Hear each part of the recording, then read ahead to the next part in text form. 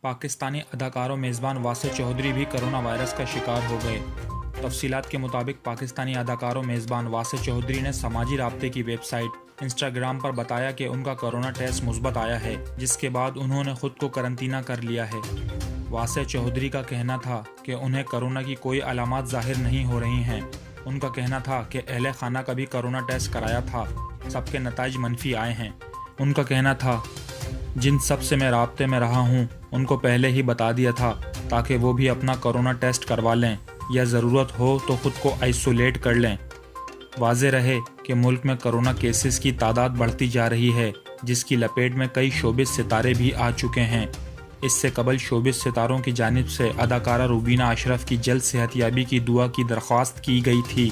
اداکارہ روبینہ اشرف میں بھی کرونا کی تشخیص ہوئی تھی۔